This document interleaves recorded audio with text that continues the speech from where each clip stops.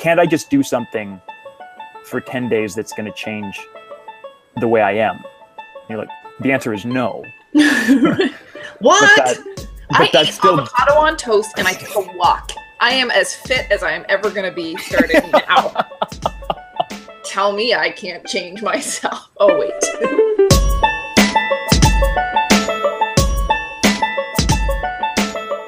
You guys do resolutions actually, or do you call them different things or goals, or do you just kind of shun the whole? I don't do resolutions, but I do a new spreadsheet every year, and it's like the highlight. When January 1st comes, it's like, oh, I can close the statements for last year. This is the best day ever. And so Sandy I don't think that counts. continues to try to qualify for biggest nerd on the podcast, and really, she's got a big head start. I don't know. John, do you want to try to? I tend not to go too far into resolutions. It's not really like a yearly tradition for me. But I mean, this year I did, but that was also because it sort of lined up with another project ending. And I was like, as soon as that project's done, I'm working on this other thing. And so now it's like, hey, it's this year. So this is going to be my year of trying to improve my sleep, etc. Well, it is a good time. Like, it's a good time. I'm not against resolutions. I'm not against goals. It's a great time to kind of say, okay, kind of feels like a fresh start, even though it's not. But there's definitely this moment. I had one of those weeks last week where you just kind of realize that the kind of willpower has kind of run out. The tank is empty, and you're like, well, actually, I'm the same person with the same bad habits and the same things that I would like to keep doing. And the idea of things changing seems really impossible, even though it might have seemed really possible at one point. And that's what we're going to talk about today. We're going to talk about the idea of change, and we're going to talk about the idea of financial change, because that's something that is kind of at the core of this whole money conversation. It's if there's something that's really bothering you, if there's something that you don't like, that you want to change, you want to kind of adjust, no matter if you're kind of at the beginning of that kind of getting sorted with your money or if you're way far along the path, there's always things we want to change. And how do we actually do that? Because at one hand you have lots of advice, and lots of advice that looks really good. Okay, you guys will like this. I just quickly typed in how to change my finances in 2017. The one that came up first was one of these like 50 ways, because it's nice to have tons of different ways. I'm going to read these and let me know when you kind of get to the point where you just want to quit and go eat a dozen cookies. It's like, one, a dozen cookies? I mean, like, I'm on board already. Much to the, detriment of my New Year's resolution, I am on board with that. Well, nice to know that you both immediately went for the dozen cookies instead of wanting to improve your finances at all. No, it's all about aligning incentives. It's all about aligning incentives. Yet another great tip that looks great on the outside and then ends up being kind of hard to actually apply. And that's what these lists are. You guys have all read them. It's this kind of like, give cash a try, know your credit score, look at your savings strategy. Oh, one of the things I really liked, number 8 on this list, is move. You're like, okay, yeah, that could save you money, but man. Excuse me, I have a couple of calls to make now. Yeah, exactly. Try a budgeting app, eat at home, invest. Throw spaghetti at the wall. Throw spaghetti at the wall. That's fun. Clip coupons, pay off loans, ask more questions. These are all fine things. They're all as a statement. They're like, yeah, that would totally help. That might help. That might help in a certain situation. And yet it's really hard to actually change anything. You guys have been around the money community for a while. You've talked to lots of people. What are some of the things that you've seen actually help people not just talk about change, not just come up with good ideas, but actually make financial changes in their lives? I think actually I would love to say that, it's this one piece of advice that I gave them, or this one tool, but I actually think that people who are ready to make a financial change specifically are already sort of fired up to do it. So there's enough pain or irritate. I mean, if you we'll just call it like blanket, we'll just call it pain, but they have realized that what is happening now doesn't work. And whether that's in a bad way or, just in an inefficient way or whatever that is, but this doesn't work. It's irritating me enough, or that thing over there that I want is exciting enough that now I just need to find the ways to get from here to there. And then I think actually, if you have the will to change, and it's possible. I don't mean that if you have the will to change, you can do it, because you can do anything, because there are people who have the will to change, recognize the pain, and can't make a change, and it has nothing to do with them. Yeah. But in general, if you have the capacity to make a change and the will to make a change, and you're enthusiastic about it, it almost doesn't matter what those steps are between you and that change. You're probably going to make it happen. Yeah. Do you know what I mean? Totally. So if they come to us before, are already ready to make that change. I deal less with like the budgeting, cash flow stuff, and sort of help people move their investments over. And so what I see works really well is anger. And that's a specific case of activation. So you get activated in some way where you have that sort of emotional backing along with, what you're going to do, and you're sort of clear on what you're going to do, which is, I'm going to stop paying 2.5% for no value on planning. I'm going to go and actually pay a planner like one of you two to get a plan, and then I'm going to move my investments to a robo-advisor, do-it-yourself, whatever, and then I'm going to take care of the problem. And so, I mean, this works relatively well because the activation sort of hits like, bang, activated, because you open a fee statement and the light bulb goes off and you know what you're doing, and then the steps to get to the next phase of your life are not, drawn out over the course of years. It's, okay, I need to get educated and I need to figure out the next step, and then I need to just go and do that and move my investments over. Now, much harder problem when you're talking budgeting and cash flow, making lifetime changes, losing weight, sleeping better. Like, these are all things that require much more support and processes to make it happen, and you can't just rely on that initial activation, whether it's desire, but anger works really well, desire, anger, pain, whatever it is that gets you activated. So activation is a key step. Like, you can't just sort of be saying like, maybe today I should get my finances in order. There's usually some kind of activation. Well, finance is in order in general. Like, so that's why I said spaghetti on the wall, right? Like, that list sounds more like, here are all the things that are generally accepted to be healthy financially. So you should be doing all of the things. And so for somebody that's like, I guess, I don't know, I don't think it's a big problem, but I want to have financial health because that's what the financial literacy people told me. Mm-hmm. I can't imagine activation getting you very far down that list before you're like, I don't even know why I'm doing these things. I don't know what effect this has on me today or tomorrow. So knowing why. Because you don't have the activation. You're just like, this sounds like a good idea. I was told to check this out, and it showed up in my reader. Or the idea of, becoming an adult, that kind of should. Well, I'm really in my late 20s, and I should really be doing this because I know that that's what adults do. Like, these ideas, and so you stumble across a list, and you're like, oh, I should know this and this. But it doesn't necessarily... doesn't really transform into actual helpful progress. But there's also, I think, even for people that have a strong activation, a strong motivation, I think that information overload can kick in pretty quickly. That's one of the hard things, to be like, oh, I really want to do this. And then you go to Google, and man, the finance information, even though we constantly complain about how there isn't enough information out there, there's tons of information out there for somebody to go, wait, what? And because we like to come up with headlines that get clicks, people will come up with opposite opinions, which are sometimes really informative, to be like, oh, interesting, that person took the opposite look and we learned about debt payback. But for somebody who just has the motivation and is looking for what to do, those kind of seemingly contrasting opinions can be really, really overwhelming. And so, you can get really quickly from, and I felt this way about trying to get started with other things, about letting me like strong motivation. I'm going to go find the information. information overload, and then just screw it. I can't afford the time. I can't afford the energy. This just, and before you know it, you're kind of back where you started, or just ignoring it.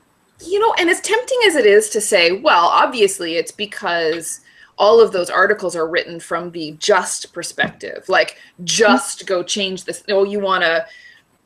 I can't even think of a good example of financial change because there's just too many. But like just as you describe, I would love to say that people who are writing these kind of general purpose articles on how to get better at one particular thing or all sorts of things, nobody really emphasizes that it's going to be messy and you'll just kind of have to work through it. And what's presented in a blog post as steps 1 through 4 might actually be steps 1 through 247, just because of the vagaries of your own life. Well, this account has to be joint, but that one can't, and they can't take it from that account. Mm-hmm. So the only thing is, who on earth is going to write a useful article that covers every possible contingency between where you are now and where you want to be? That's silly to ask for that or to blame that as the problem. So of course, Sandy's going to say the next ingredient you need is a healthy dose of being willing to adjust and being willing to forgive yourself for like not changing at the pace that the article said that you should be changing at. Maybe. No, but it is true. And I think that voice definitely exists out there. It's definitely something that people talk about. It's not necessarily on the first page of Google results. Yeah. And it's definitely not a prevalent opinion because it's still there's still so much kind of should and why don't you and kind of shame built around the idea of why you haven't started yet, no matter where you are. And I think that's true about, whether we're talking about cash flow or whether talking about, John's talking about the idea of heading into passive investing and that kind of thing. How much shame is there on you're still using conventional mutual funds and you haven't switched over? Like there's so many blocks to be like, I should really, but then I don't know exactly. And it becomes so emotionally entrapped. Even if the information isn't bugging you, there is that kind of, it's messy. My first budget was a complete disaster. Clearly I don't know how to do this, forget it. When it's just like, that's most people. It's just going to be a disaster for a while. But I guess it's the other thing of everybody knowing instinctively that change takes time, but nobody wanting it to take time. And I think the health thing is a great example, where it's just like, I want to get more healthy. I want to feel healthier, but I don't want to feel sore. I don't want to go to the gym and feel like I'm dragging my muscles around for like a couple of weeks. I don't want to give up eating the things that I like because I eat fine and I eat in moderation, and why should I give it up? And you're like, and somehow you end up in this place where you're like, can't I just do something for 10 days that's going to change the way I am? And you're like, the answer is no. What? I eat still avocado on toast and I take a walk. I am as fit as I am ever going to be starting now. Tell me I can't change myself. Oh, wait. It's a bit like what Preet talks about when he talked about in his in the talk that we were all at, that idea that everybody knows what they need to do to be healthy, just eat better and exercise. And everybody instinctually knows a few of the financial things that they need to do. That idea of just like, I need to know what I'm spending a bit better. I need to, maybe I need to, for some people, maybe I just need to. Do you think that I'm wrong? Maybe I'm wrong. Here's the reason. I actually think that most people know that part, but because they are confronted with a list of too many things to do all at once, because they're not particularly interested or engaged or feel themselves competent to determine which one is most important, and because we're impatient people and we want the results now. And for all of those reasons, really intelligent people who who know that the right thing to do is probably just do some more small right things every day, they are very susceptible to all of the people, the universe of people here comes Sandy the cynic, who make money making sure that a new article comes out every week and a new study comes out that says you're not saving enough and you're not doing this, so that and a new class of mutual fund is, or a new specific flavor of ETF comes out, so that people really do, they think, well, am I stupid just to be focusing on the small changes that I understand and can make a difference with? Or is there some secret sauce that if I just knew which thing to invest in, or which rewards card to use, that would be enough to boost me over the edge, and I'd be like, everybody else knows what they're doing, and that would get me to where they are. Yeah. It's just too boring to think. It's too boring, and you feel too stupid about it to do mundane sort of pedestrian things because magazines are telling you to do something else. Oh, and there's just those two voices in your head, which is, I spent so long when I was, because my other life is being an opera singer, and I was training for a long time. I'm still training, and for a long time, I was looking for one person that I could go in and have a lesson with that would be like, oh, just do this. And you'd be like, oh, I'm fixed. Like, you're just waiting for that one person to say the one thing that you're like, oh, that's it. I've got it now. And even though you know in your head that what you need to do, as in training for anything, is just practice the right habits, put the right things in, retrain some of the bad habits. There's just a part of you that just wants it to be easier. And I think, yes, it's a part that's definitely encouraged by a lot of voices out there because it's what people want. But I think that there's just a natural kind of want for things to be a bit easier, and I think part of it is that it's simple, it's not easy. It's like kind of the difference between those two things. It's like it's a simple thing, but I keep coming back to the fact that I think that real change does come from simple things repeated daily. I've read that in a couple of different places, and it feels true, even though it feels really hard to actually do, just repeated things. Finding whatever kind of, like you said, feels true, feels controllable within your life, and just to try to repeat that on a regular basis, and then not beat yourself up on the days that you don't. But it's easier said than done. So I'm going to put you on the spot then. Do you have an example of something that you're willing to share that doesn't have to be financial necessarily, but where you have seen improve, like actual change over time? Yeah, I think that like the financial example that feels the truest is definitely the idea of regular spending tracking. And that's, that's on one hand, and it was a big part of me kind of starting to get control of my money, just trying to, and it sounds nice to say every day. Was it every day at the beginning? Probably not. Was it every day for a while? Yes. Is it every day now? No. But it was for a while, that regular kind of just checking in and just wrestling with that world, because I was so anti sticking my nose into it. So that definitely worked.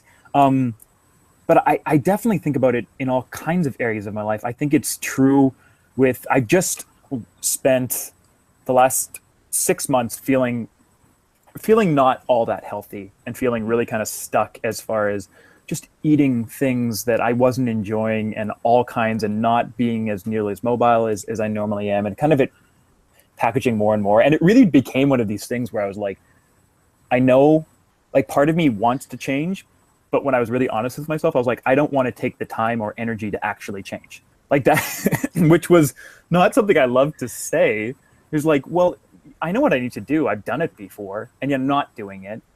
And so I can't expect the results. But when I started back with one of the things that I was afraid of was being like, I have a bad tendency of trying to put all my willpower into one day. Just like have a great workout at the gym, spend a couple hours there, eat really healthy for a couple of days, and then I'll stop going for a week and a half because I'm really sore and I hate it. And then I'll just sit on the couch and eat muffins and cookies and be like, oh, I need this because I'm sore. And I deserve it. I deserve it. I went to the gym 5 days ago. And it's like, that's less helpful than me going for 15 minutes a day. And the mental monologues of going, well, you're at the gym, you're only going to spend 15 minutes here. And you're like, well, I'm trying just to establish a regular habit of trying to go back and just being there and sweating a little bit and not being sore every day, and trying to kind of face every one of those voices in my head that says, oh, but you didn't even, or you're just going to feel sore. And then the next day it's like, you didn't even feel sore, so you didn't even work hard enough. So it's like just listening to them and being like, okay, you're saying opposite things, so I can't please both of you, but trying to do that. And it hasn't always been successful, but it's been more going to the gym this month. It's definitely been better, but it hasn't been, but I don't feel like I wasted all my willpower in the first 4 days, which is something, and I'll keep trying to figure it out, because that's, one thing that I really wanted to say when we were thinking about this, and sorry for the second rant, is something that I love from Louis C.K. Yeah, fourth probably.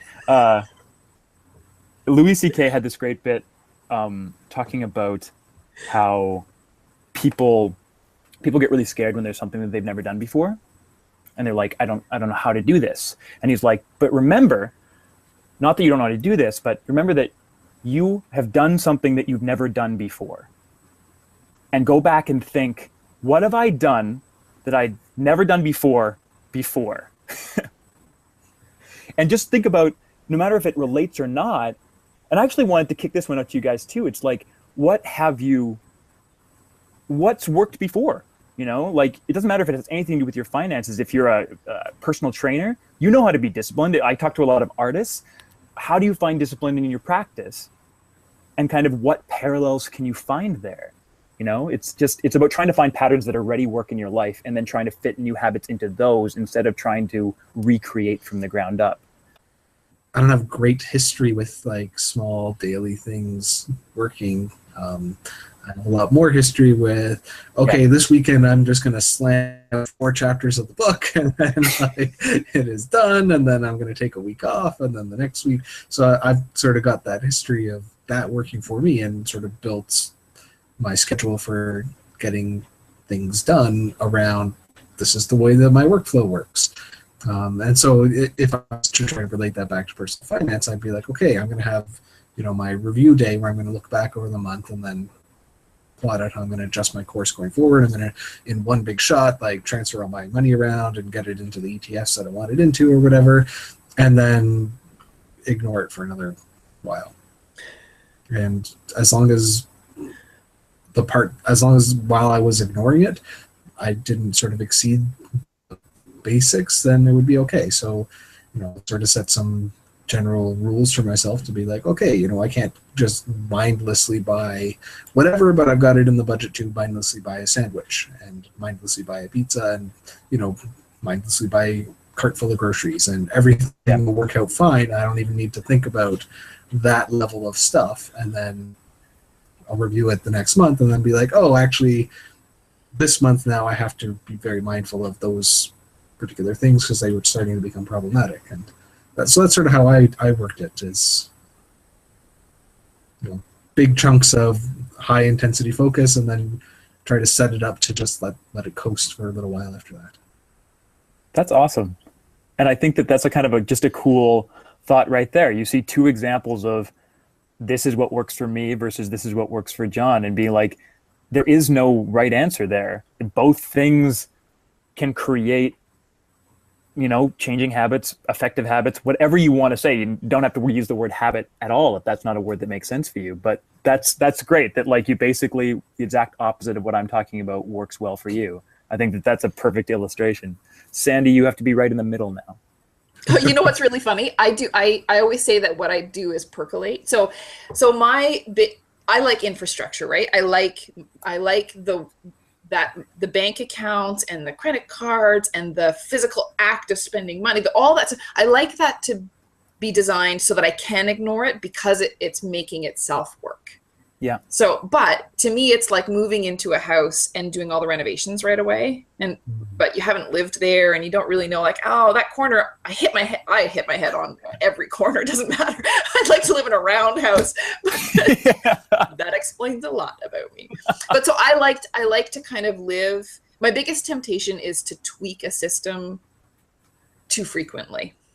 And so I like to allow things to percolate. Like, okay, this is how we've lived. So, and my husband, I like all of our everything is joint, right? Like I'm the one that actually does all the reconciliations because it's the thing I like to do. Yeah. But he shops for groceries. We share the same sort of spending account, all those things. So I can't just willy-nilly change things because that we're a team. So I like to let things percolate. And then once I've really sort of had a eureka moment about, oh, if we only did this, that would sort of fix that little corner that I always bump my head against. Then all in a burst, I put it into practice. Like I save everything up. I have 2 days a month where I do any money stuff, unless I'm feeling like I really want to, because it'd be fun. But for the most part, I allow myself to ignore it and then do everything that I've thought about in a burst right then. Anyway, so maybe I'm in the middle. I don't know. History will judge. I like your analogy a lot of the renovations, the idea of like when you're moving into a house or if you're building your own house, it's just that kind of like, there's a right way to do it. You can do it like the magazines and all that stuff, but it's just live in it and see what it's like and make a choice and be like, no, this is not the way I want it. It's not my feng shui. Did I say it right? Maybe. Okay, well, we'll be corrected later. I wanted to kind of circle back a little bit, something that we were close to, and I think that it's kind of something I wanted to dive into a little bit more. The idea, we're talking about activation, and one of the big themes that you see from financial success stories that people write is the idea of a rock bottom moment. You know, oh, I hit my rock bottom moment of this, of feeling just, I was just disgusted, I was angry, I was all that kind of stuff. And then I finally changed. And of course, you identify that rock bottom moment in hindsight. So you might have had moments that felt rock bottom, but then you were like, oh, actually, that one was the rock bottom one. But, dynamite. Yeah. Exactly. Burn it down. Burn it all down. So it's easy for people that feel like they've succeeded at changing some of that stuff to talk about rock bottom moments. But I do think that it fits right in what you guys were talking about, which is that idea of getting mad, getting disgusted, getting whatever kind of sparks that thing. I guess my question is, can you, if you feel like you haven't gotten to that rock bottom place, can you create one? Can you kind of create that effect somehow by, basic, like prodding your own inner bear, like being like, and also this, it's actually more than you think. Doesn't everybody else have a mini rock bottom moment every night at about 3 a.m, or that's just me? I don't need to create one. I have one every day. Not every day. That's not true. About once every 2 weeks. And that's why things are changing so often. Oh no! I wake up in the middle of the night. No, my bank accounts are all wrong. Percolate, now you see my soul. Now you see my soul. Oh man. You know what? I'm not sure that you can. If you already feel like I don't think that there are people out there that are saying like, oh, if only I could create a rock bottom moment for myself, then I'd have the motivation to do something, right? Like if a little bit more outside of the issue. No, you're putting words in my mouth, Sandy. Sorry, that's not what I said. Well, of course, I think that clarity can trigger a sense of a bigger sense of what the consequences of today's small decisions might be, right? I think that's the whole premise of financial planning is, okay, if you go along doing or I guess maybe our version of financial planning, if you keep doing the things that you're doing that don't feel like they're crisis or rock bottom moments, let's project those out and see if it aligns with how you feel. Like, do you feel, if you look at your let's use retirement because it's such an easy thing to talk about. If at age 65, that the picture that we paint based on all these reasonable assumptions about what you're doing today, if that kind of bothers you, then that could be sort of an artificial rock bottom moment in a way. Yeah. But if you don't, if that doesn't motivate you, if that sometimes just doesn't, because it's really easy to explain away those. I don't even know what I'm saying anymore. Yes, I wouldn't do what I'm doing if I didn't think that increased clarity might prompt some kind of activation feeling. Yeah. But it doesn't always. And I don't know that, I just could never say that the universal prescription for anybody that feels like there's something wrong but doesn't know how to change, I don't think it would always be, oh, well, then let's do some financial planning. No, right? completely. There's a TED Talk that I really like about saving for tomorrow, and basically sticking future you with the problem. So you say, well, I'm not really activated right now. I'm not in crisis mode, so I don't need to fix this today. So I can't get activated to fix it today because it's not an urgent router. It might be important, and I might recognize that it's important and want to do something, but I'm not really urgently needing to tackle this. So then you create some mechanism for yourself to have to deal with it in the future under a defined time point. I think 2 years ago, Sandy had her sort of year-end wrap-up blog post and was like, here's what I want you to do. Don't do this now. Set a date. 6 months from now, I will be in this place, and then figure out how you're going to get there over the next 6 months.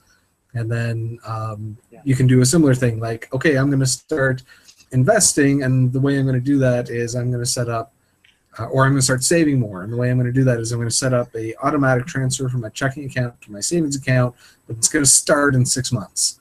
Yeah. Or I'm going to schedule that in advance. And I've got from now until then to figure out how I'm going to cut that much out of my budget. I can either do it gradually by scaling back, which would be smart, or what will actually happen is I'll wake up with the calendar reminder on my phone saying, oh, hey, that thing is coming out of your checking account now. Now you got to deal with it. And then you're like, well, I can either cancel my really well thought out plan, or now I can deal with my budget problem. I have the sense that I didn't write anything like that, because otherwise I wouldn't be this excited about you. Because that's how, like, the idea of taking it one step further and like scheduling the automatic payment is, I love that. Brilliant. It's so scary. Yeah. I mean, if you're not activated by that, my word. Yeah. Like, you're dead. Basically, like, set the doomsday time device to be like 6 months until you have to become an adult. just set it for like some amount of money that's less than $1 million. Yeah. You start ballparking. You're like, yeah, I should be able to save $500 a month. That's my starting point. Or I know next April I'm going to get a raise. It'll probably be 2.5%. I'm going to dedicate all my raise to future savings, and then and that's what the TED Talk is about. Is that specifically, and they're setting up new companies and whatnot. Anyway, so you can set that up, and then future you has to deal with that, not present you. And future you is a sucker, as we all know. So you just go and set that up, and there are other ways of doing it too. I mean, it doesn't have to be with setting up the transfer, committing to it that way. It could just be a calendar reminder if you're good at listening to yourself and being like, okay, I have a day dedicated 6 months down the road. I'm not going to schedule anything else, and that's the day I'm going to finally, read The Wealthy Barber Returns or whatever.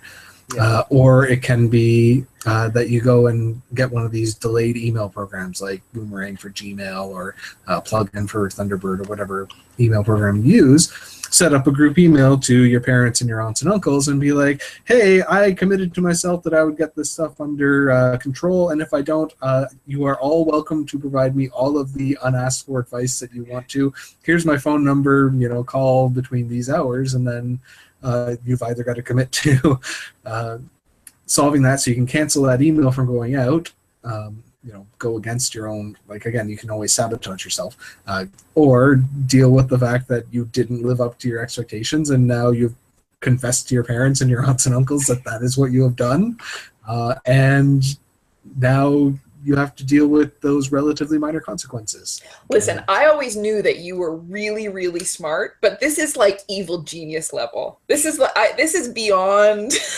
And if you want to prevent yourself from sabotaging it, find a friend, get them to set up the email with you, and then have them change the password on you for that particular account. Yeah. Then you're locked in. So it's like you got to tell the friend that you've actually, and the friend's got to see, okay, I see that you have finally chosen your discount brokerage or your robo-advisor, whatever you're going to do, or I see that now you have a budget document in front of me and you've committed to this, and now I will unlock the account and cancel the scheduled email. Or whatever your particular plan is. I sent a new service package in here for you, Chris. And it's hard to do things today. I will be your friendly blackmailer for the low price of no. The low price of it's not low. Do you know what though? There are clients that I have that, again, it's the same thing. Capable, smart, totally fine, but it's the very fact that they know I'm going to email them 3 months from now and say, hey, did you ever do that thing? And that's just like, they don't want to say no. So bad they don't want to say no. I'm very scary that way.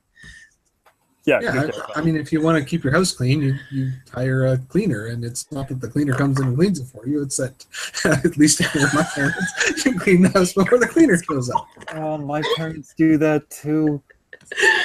And for the very brief window of time that somebody kindly, as a gift for one of the many children that I had, gave us some package of house cleaning, and it was like, wow, this is actually like super stressful right now. I think today I would be okay. I think I've grown. I'm mature. I'm like, 37-year-old self-actualized human person.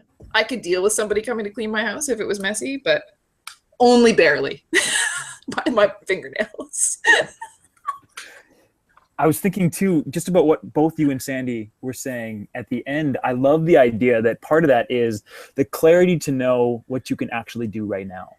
The fact that like you have limited resources as far as willpower, as far as energy, as far as time.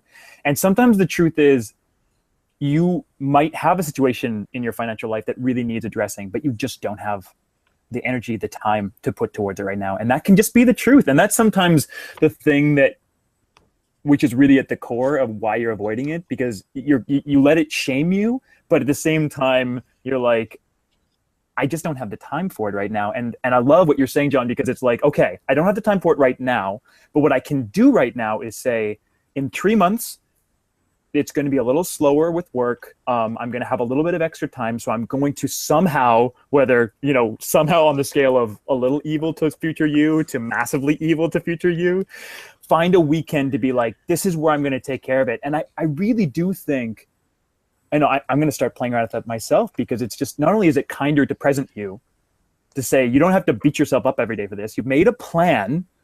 The plan is, I'm not going to do it right now, but I know when I'm going to look at this again.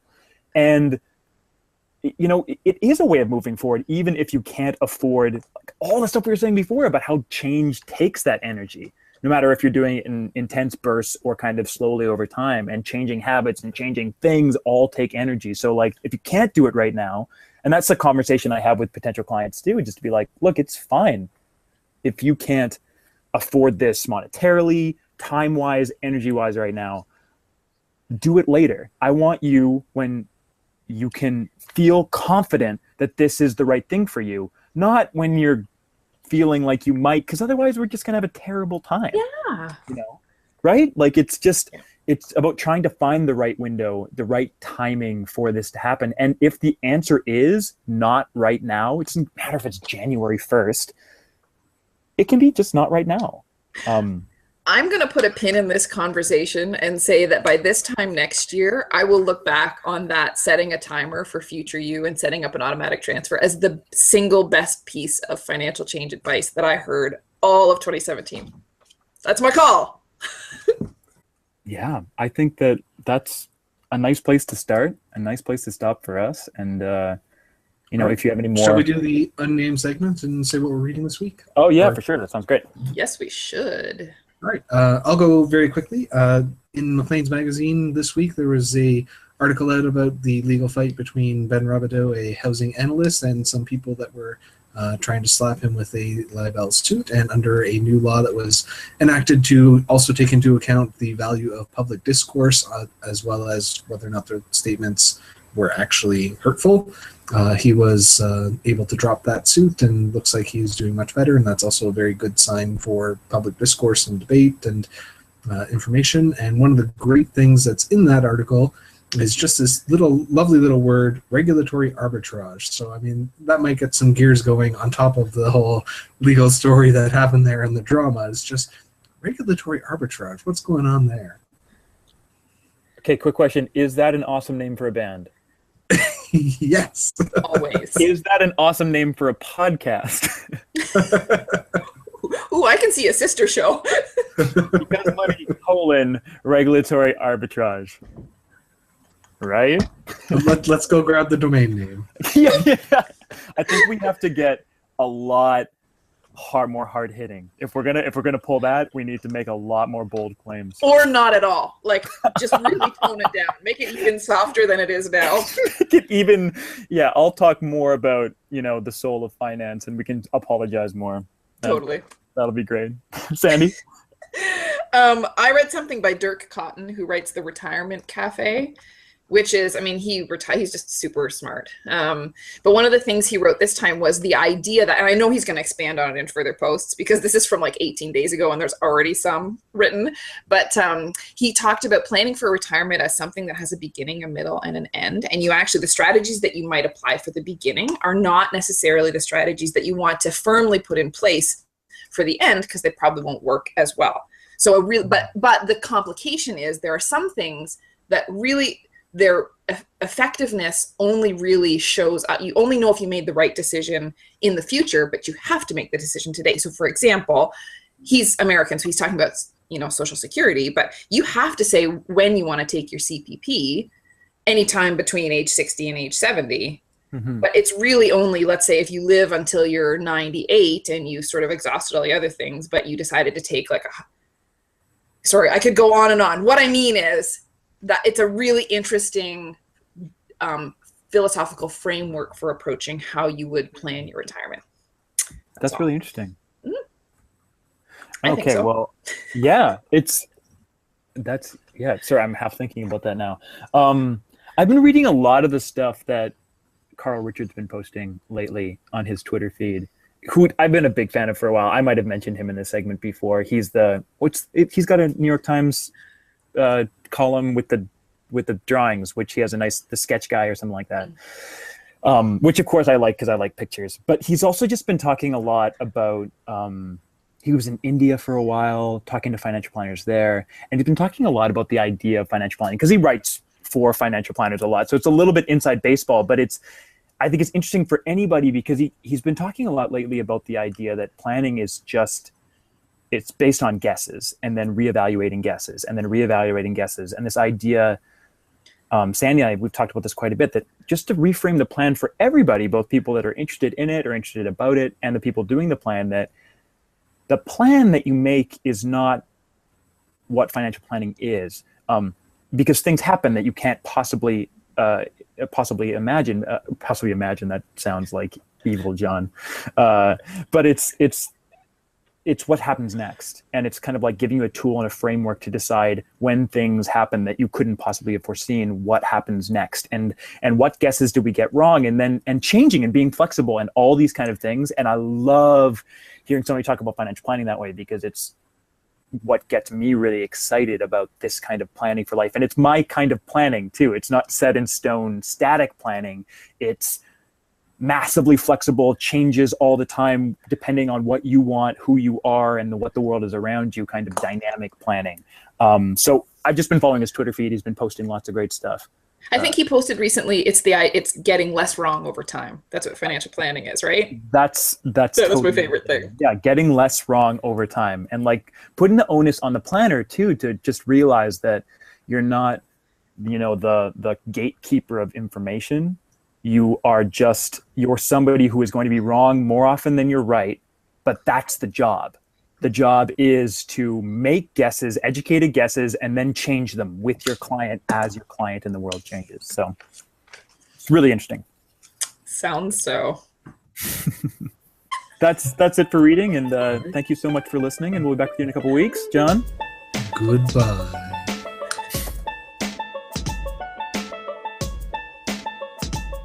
I mean, if you're not activated by that, my word. Yeah. You're dead.